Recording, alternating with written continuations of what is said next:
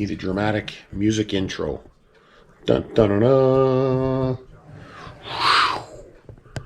And all that. Look at that. That's all the stuff that you get with an Ultimate. So in this episode, what I'm going to do is pros and cons about the Ultimate and all the Ultimate stuff. I don't have everything. The only thing I'm missing is the steering bars, which I do have on Loki, on the XRT behind me. He's got the aluminum steering bars. The nitrite shock shafts I don't have, which is not that big a deal. It doesn't really pertain to this. And I don't have the wheels. The wheels are the biggest thing. Because I did not realize, and I'm not sure if most of you did, but the new X-Maxx Ultimate is going to be 3 pounds heavier than a stock X-Maxx. Which I don't like added weight on these things. Especially with Mathilda here.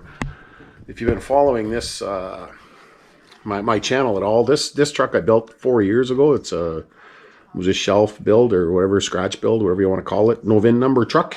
And I've had all kinds of different renditions of power systems and tried different things in it. And we're going to put this aluminum onto this truck now. But I'm not really a big fan of doing that because this truck already, loaded with its batteries, weighs 30 pounds. And this stuff here, I did a weight comparison to it, and all this stuff is going to add just over 3/4 of a pound to my truck. So we'll go through what I think is really a good idea and what isn't the greatest or needed. So we'll see in a minute. I'll get the tires off of Mathilda here and see if maybe I'll put it on the bench. Cool, okay? I got my TRX 4M just for when I'm bored. I do some bench crawling. It's awesome. Alright. Truck bumpers and tires and everything all off and cleaned up. Figured I'd take a little break here with my bench crawler. Go for a little circuit or two. Now I got to take the bearing seals out, pack the bearings. These things are friggin' so much fun. Cool, eh? So yeah, I'm going to pop the seals out. Pack the bearings. They never come with enough grease, if any. For the most part, except for Jim's bearings, and I'm all out of Jim's. And, yeah. Rest over is here. This truck is fairly highly modded already. It's got drive cup sleeves, M2C extended hubs on it, my Proline shock package, 70 weight oil, my dual tie bar mod. I put that in 3 years ago, front and rear, and ever since I put it in, no damage. Custom third battery printed tray. It's got a remote box down here for my micro switch to run my fans and my lights.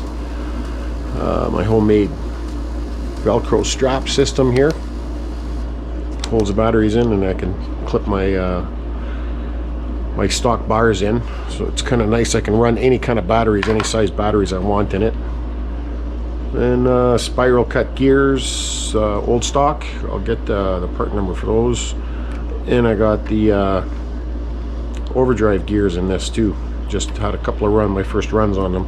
Just had this truck apart a couple of videos ago. Seems I'm always into Mathilda. She's always getting the experimental stuff, same as Frank, I guess, but more on the high-end note. So we'll get back to you in a minute or two. I'll get the bearings packed, and I got to take 16 screws out for the crossbar so I can get into the bell crank and the gear case easier. Just something I like to do. And this is why I take these apart. Look at how little grease there is inside of there. They just don't, you know, 2 out of these big ones seem okay, but look at that. Barely anything in there. All 4 of the small ones are very minimal. So I just go around got these big syringes. I just fill them up with my grease gun, go around top of them, pop the seal in, and pushes it right through. Bob's your uncle, you're all good. So there it is, all syringed in. Pop the seals back on. And this is kind of nice doing this because you get your hands a little bit greasy and stuff. And that gets grease around the outside of the bearings. I do it to all of them, and I rub the whole outside of the bearing with grease so that they're greasy too, prevents water from infiltrating, and they're less likely to rust in place. Especially in this aluminum, I don't want them getting stuck in there. It's not so bad if they get stuck in a plastic piece because all the plastic pieces are so cheap. But yeah, I'm not too sure what's going to happen with these bell cranks because I'm not sure if that plastic piece and that bell crank can be bought separately when it wears out, and it's going to wear out. So we'll see. All right. We're moving along. Bearings were all packed, and I got 3 of the 4 corners in. Oh, excuse me. 3 of the 4 corners in. It's looking pretty good. Nice shiny. I like the jeweled edges, as they call them, I guess. So we'll get this last one off here. I did get at the weights, and they are, as my estimate kind of showed here. There's this one here. We get it over to the bench.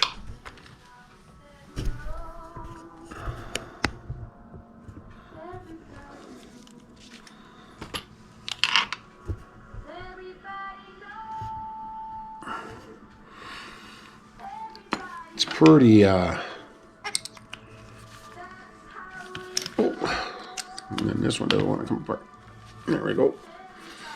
I do like these M2C hubs.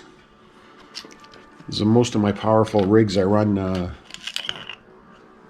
tires other than Traxxas because the glued tires won't stay on anything that's got any kind of power. So these here enable you to run Arma tires, Mad Max tires, all them other nice tires that you can run.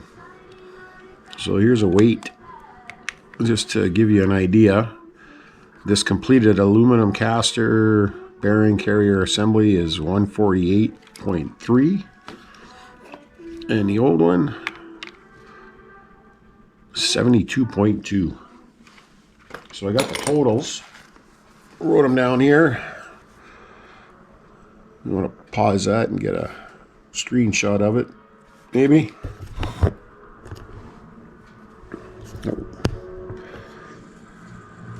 It comes out to just what we had guessed. Aaron did a ballpark for me when he was here, but 0.7 pounds, 318.9 grams of weight added to the truck now, which I don't know if that's a big deal or not. But that being said, the X-Maxx Ultimate is going to be 3 pounds heavier, so allow the aluminum to add 1 pound, and then the other 2 pounds is going to come half a pound per tire, I guess. So we'll see how this works out. We'll move on to we got the bell crank next, and then the gear cover, and that'll be about it.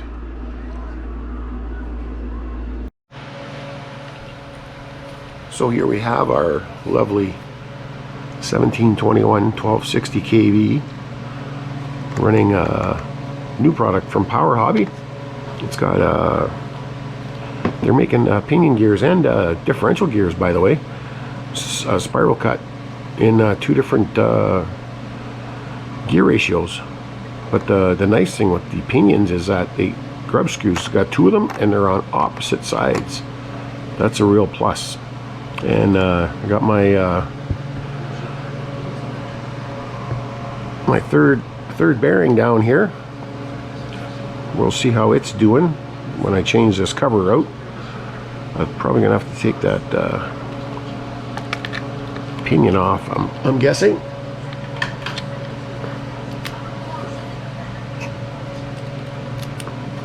Normally you don't have to, but I'm not going to be surprised if I do. So much nicer with the chassis brace off, eh?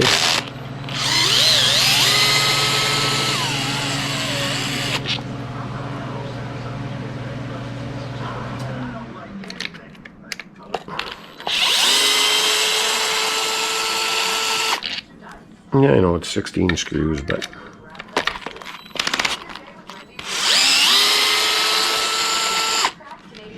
let's see if we can keep you here while I get this third bearing out of here. Nice, no wear on the backside of the spur. That's what's nice about getting these in aluminum, because this here,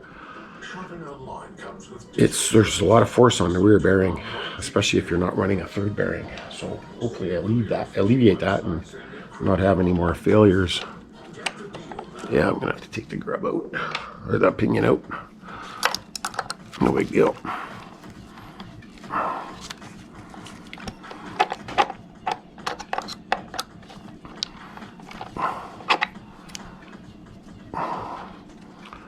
So let's see where. So that's kind of cool, eh? You can see there how much I had to grind off the side of it to get it to fit. And that's mainly because I'm running that WFO mini mount. The new mini mount that WFO came out with, it's accommodates both gear bowl patterns, 25 millimeter and 30 millimeter. We'll see. Yeah, you have to grind the face of the aluminum cush cover off to accommodate the bearing, because any of these third bearing kits you buy all have cush eliminators, and I love my cush drive, so I go with that.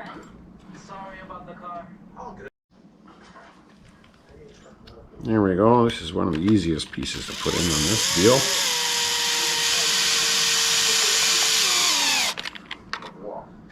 I gotta just make sure it doesn't grab. Sometimes when you put these new cush covers on, all of a sudden you lose your nice free rotation. So I make it a habit to, while I'm tightening it, spin it to see if there's going to be any bind at all.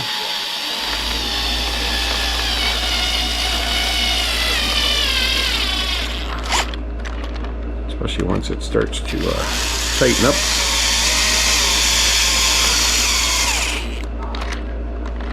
Nice and free still. You might be wondering why I have zip ties on my motor, and I'm not sure if I've mentioned that before. They're holding my temp sensor, my Traxxas temp sensor, so I can still, I run a Traxxas RX in this, so I can get a temperature of the motor while I'm running, especially when I'm doing experimental stuff. So there she is.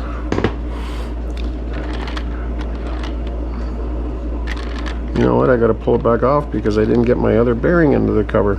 See? Everybody makes mistakes, eh? We'll do it over again.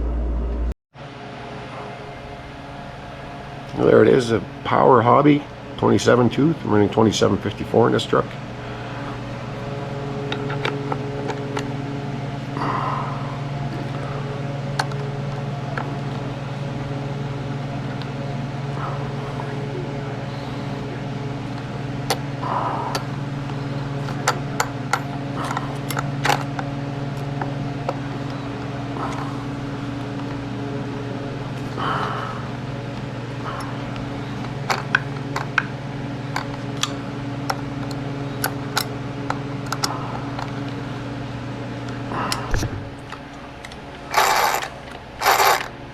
Here we are. Hear that? Nice little click. It's all good. Then we get my homemade diff cover.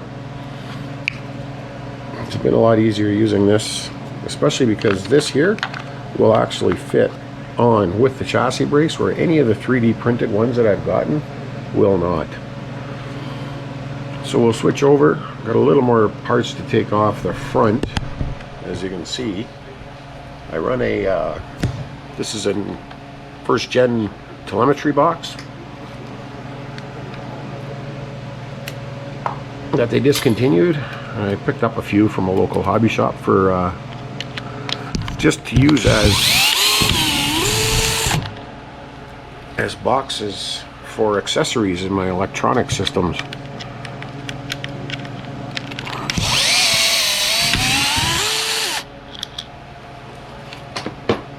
It's really nice, especially because these are a rarity. I don't know if you guys ever seen this before, but you see the bell crank cover on this truck, it's got mounting points on it.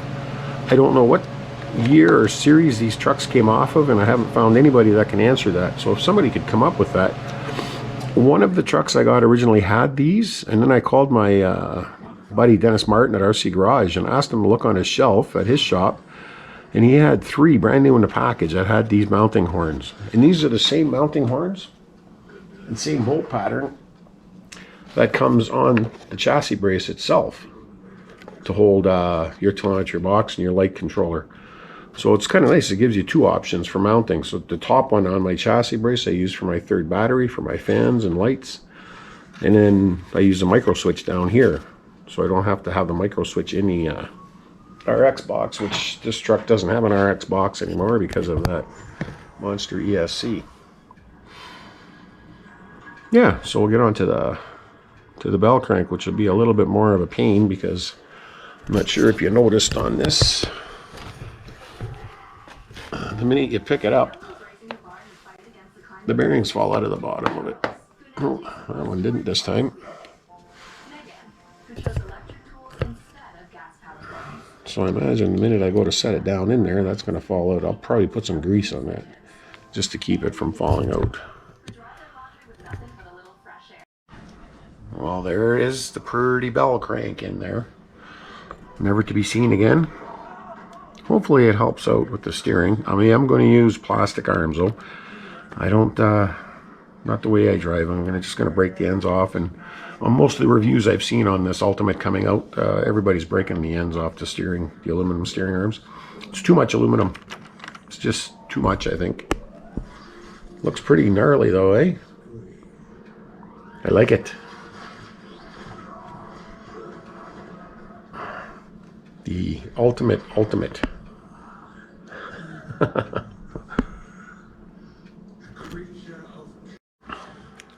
So here is the bell crank cover with the 2 raised posts on it. If anybody knows, it comes in the same part number as just a normal one that doesn't have these on it anymore. But I'm curious, it's going to be around the 2019-20 age, I think, or maybe before that. But I've bought in quite a few 6S's, and it doesn't have this on it either. So I'm not sure, or they've been changed out, possibly, I guess. Anybody knows, let me know. All right, well, that's it. I'm out of aluminum parts to put on. I'm not putting this arm on quite yet because I'm going to order one of the 2085R, the new released servos, when we finally get one in Canada. We probably going to test out the tires also. I just haven't, they're not in Canada yet, so well, I was lucky to get this aluminum stuff here. So there it is, all buttoned up in its glory. Be interesting to see. So now this truck is going to be almost 31 pounds fully dressed with its batteries and everything for a bash, which is pretty wild. So I'll finish throwing this together. I don't know if anybody needs to see the rest of that. That's pretty straightforward, but there you go. The ultimate is all together. So hope you guys enjoyed that. Any questions or anything, just shoot me up. I'm always open. Peace.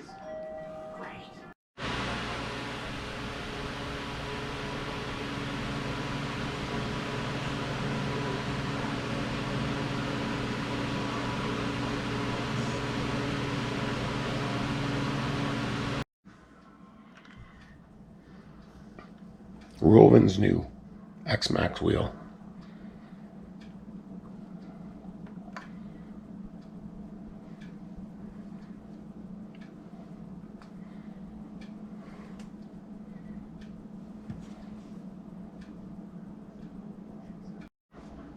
And Pro Bodies RC. That's my rendition of the Ultimate X-Maxx right there. Ultimate. Hope you guys enjoyed this video.